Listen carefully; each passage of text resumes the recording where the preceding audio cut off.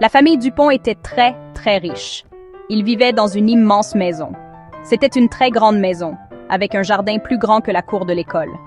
Monsieur Dupont allait à son bureau dans une voiture brillante. Madame Dupont avait beaucoup de belles robes. Leur fils, Thomas, avait tous les jouets du monde. Il avait un train électrique qui faisait le tour de sa chambre. Il avait un vélo, une trottinette et même une petite voiture qu'il pouvait conduire dans le jardin. Les Dupont avaient tout. Ils étaient si riches qu'ils pouvaient acheter un nouveau jouet chaque jour. C'est du moins ce que pensait Thomas. C'était un garçon chanceux. Mais les Dupont n'étaient pas seulement riches. Ils étaient aussi très, très gentils. Ils avaient un grand cœur. Si quelqu'un avait besoin d'aide, les Dupont étaient là. C'était incroyable. Ils aimaient donner des choses. Madame Dupont disait « Oh, vous aimez mon vase? S'il vous plaît, prenez-le. Il serait magnifique chez vous. » Monsieur Dupont entendait parler d'un ami qui avait besoin d'argent pour un projet. Il écrivait un gros chèque immédiatement. Il ne posait même pas beaucoup de questions. Il voulait juste aider. Cela le rendait heureux de voir d'autres personnes heureuses. Leur maison était toujours pleine de gens qui demandaient quelque chose. Tous leurs amis connaissaient leur gentillesse. Leur famille aussi. Même des gens qu'ils ne connaissaient pas venaient à leur porte. Un homme a dit un jour que son chat était malade. Monsieur Dupont lui a donné de l'argent pour le meilleur vétérinaire de la ville. Une autre fois, une dame a dit qu'elle voulait ouvrir un magasin de fleurs. Madame Dupont lui a donné l'argent pour commencer. Ils ne disaient jamais non. Jamais. Pour eux, aider était la chose la plus importante. Ils pensaient que leur argent était là pour être partagé avec tout le monde. C'était une règle simple dans leur grande et belle maison. Si tu peux aider, tu dois aider. Thomas voyait tout cela. Il voyait ses parents donner de l'argent, des meubles et même des voitures. Il ne comprenait pas vraiment. Pourquoi donner la deuxième meilleure voiture de son père? Son père aimait cette voiture, mais ses parents souriaient toujours quand il donnait des choses. Alors, Thomas pensait que c'était normal. Il pensait qu'être riche signifiait qu'il fallait tout donner à tous ceux qui demandaient. C'était un peu étrange, mais ses parents semblaient heureux. Alors, il retournait jouer avec son train électrique. Il avait beaucoup de jouets pour l'occuper, après tout. Un jour, un cousin est venu leur rendre visite. Il a dit qu'il avait une idée géniale pour une entreprise. C'était une entreprise qui fabriquait des ballons carrés. Il a expliqué que c'était très innovant. Il avait besoin de beaucoup d'argent pour commencer. Monsieur Dupont pensait que les ballons carrés étaient une idée amusante. Mais le cousin avait l'air si plein d'espoir. Alors, Monsieur Dupont lui a donné l'argent. Beaucoup d'argent. Il a dit « Bonne chance avec tes ballons carrés ». Le cousin a pris l'argent et est parti. Ils ne l'ont plus jamais revu. Et ils n'ont jamais vu de ballons carrés dans les magasins. C'était un peu dommage. Ensuite, de plus en plus de gens ont commencé à venir. Les Dupont étaient célèbres pour leur générosité.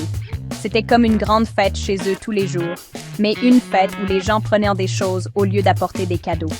Un ami d'un ami avait besoin de payer un grand mariage. Les Dupont ont payé. Un voisin voulait une piscine. Les Dupont ont aidé. Ils donnaient et ils donnaient.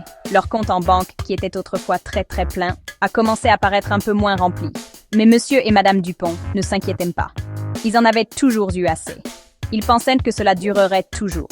Le plus gros problème était un homme nommé Monsieur Dubois. C'était un ami de Monsieur Dupont. Il était très charmant. Il avait toujours de grandes idées. Il est venu chez les Dupont un jour avec un énorme projet.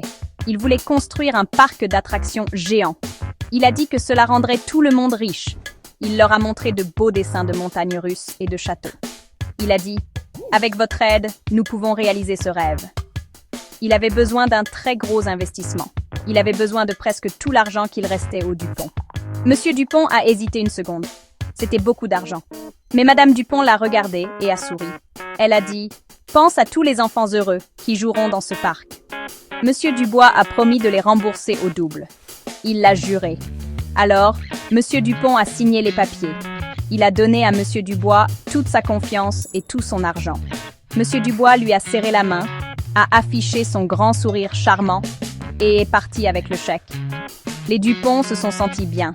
Ils avaient aidé leur ami et allaient rendre beaucoup d'enfants heureux. Ils avaient fait la bonne chose. Du moins, c'est ce qu'ils pensaient. Quelques semaines plus tard, il n'y avait plus de nouvelles de Monsieur Dubois.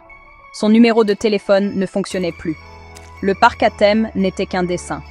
Monsieur Dubois avait disparu avec tout l'argent. Les Dupont avaient tout perdu. C'était une catastrophe. La banque a appelé. D'autres personnes à qui ils devaient de l'argent ont appelé.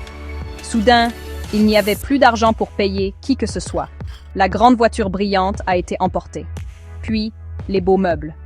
Thomas a regardé des hommes emporter le canapé, les tables et même son train électrique. Il ne comprenait pas ce qui se passait. Ils ont dû vendre la grande maison. Le jardin où Thomas jouait était maintenant pour quelqu'un d'autre. La famille Dupont a emménagé dans un petit appartement. Il était minuscule. Il n'y avait que 2 pièces. La cuisine était dans le salon. Thomas a dû partager une chambre avec ses parents. Il n'y avait plus de jouets, plus de jardin. Monsieur Dupont n'avait plus son grand bureau. Il a dû chercher un emploi. N'importe quel emploi. Madame Dupont, qui achetait de belles robes, a dû apprendre à cuisiner avec très peu d'argent. C'était une vie très différente. La vie est devenue très dure. Monsieur Dupont a trouvé un emploi de facteur. Il marchait toute la journée, sous la pluie et sous le soleil. Il rentrait très fatigué. Madame Dupont travaillait à nettoyer des maisons pour d'autres personnes. Elle était fatiguée aussi. Ils ne souriaient plus autant qu'avant. Ils étaient inquiets. Thomas a vu à quel point ils étaient fatigués. Il regrettait sa grande maison et ses jouets, bien sûr. Mais surtout, il regrettait les sourires de ses parents. Il les a vus compter des pièces sur la table pour acheter du pain. Il a compris qu'être généreux était bon, mais que leur générosité leur avait coûté leur bonheur. Un soir, Thomas a vu son père regarder une vieille photo de leur grande maison. Son père avait les larmes aux yeux.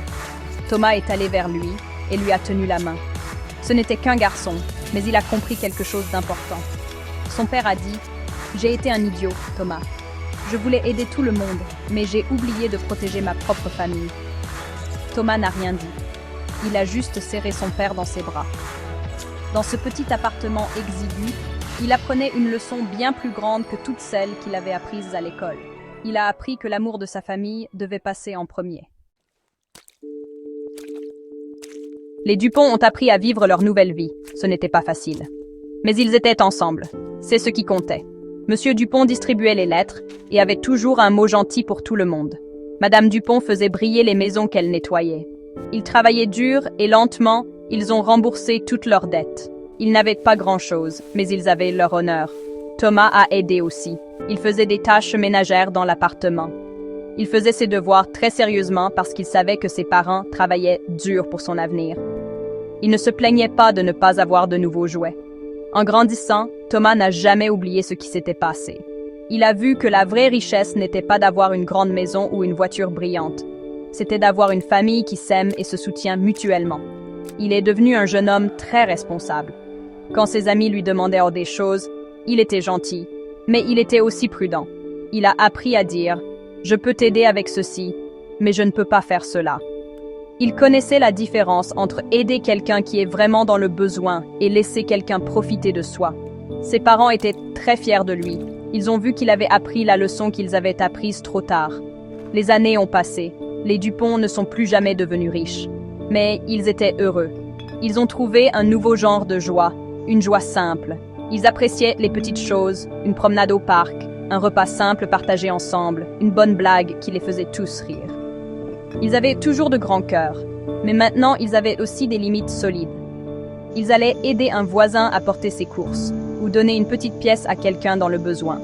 Mais ils ne risqueraient plus jamais la sécurité de leur famille pour une promesse de ballon carré ou un parc d'attractions imaginaires.